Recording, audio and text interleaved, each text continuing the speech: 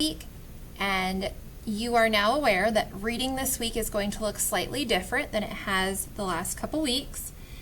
Again, that's because we are focusing a lot of our live lesson time on writing this week. So we are going to get started. I know that in the overview video, we discussed the performance task. Just a reminder, a performance task is a question, and our goal is to answer that question by the end of the week.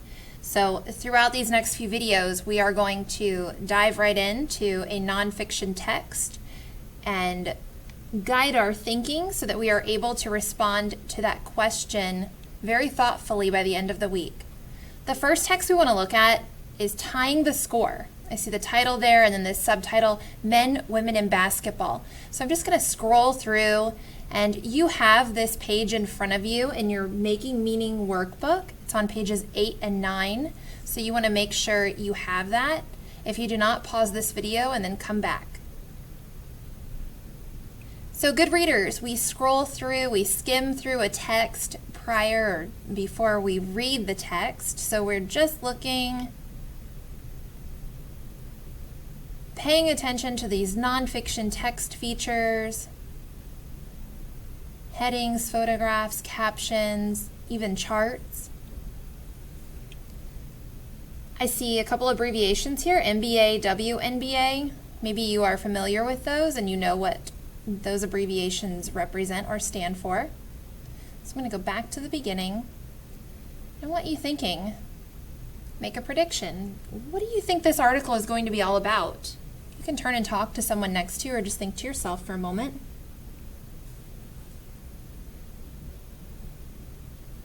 Okay, I think we can all agree the article is most likely going to be about the sport basketball based on the title and the photographs and even the chart.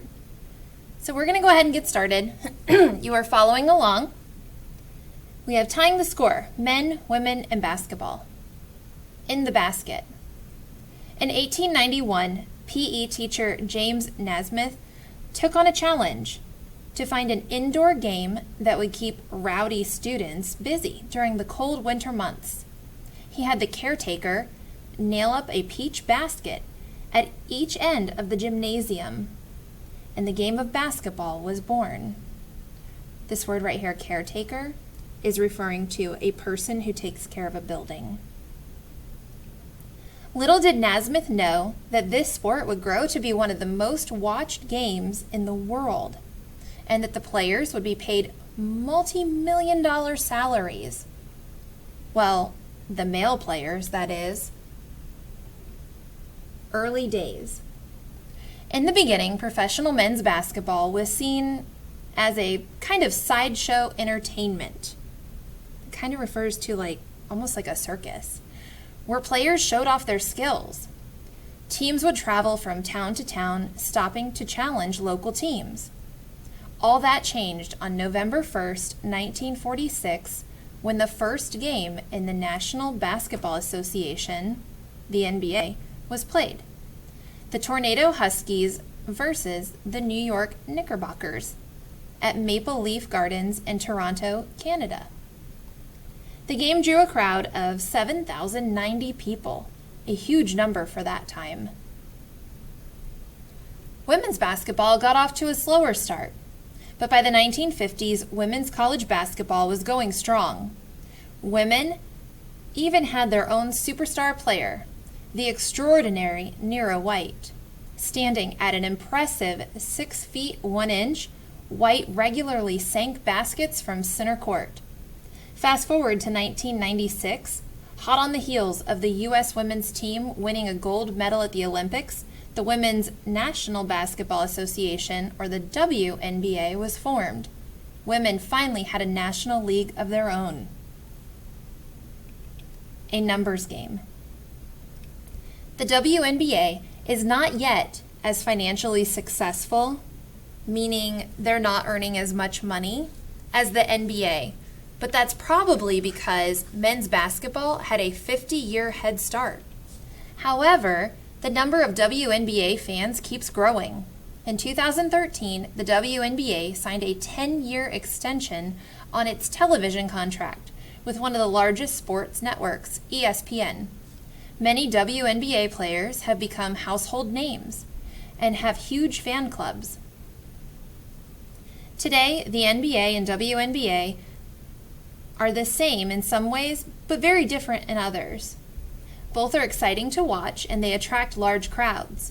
However, an NBA player can earn close to 100 times more than a player in the WNBA. That's something women players want to see changed. As more people watch WNBA games and advertisers pay higher prices for time slots, that's like when they play commercials, women players may just get their wish. Take a look at this photograph. Players like Brittany Griner have helped the WNBA grow in popularity. Let's take a look at this chart. We have the NBA and the WNBA, the year that they were founded, their number of teams, the countries they are involved in, the ball circumference, meaning how large, like around it is, the duration of the game, the average player's salary, and the average game attendance.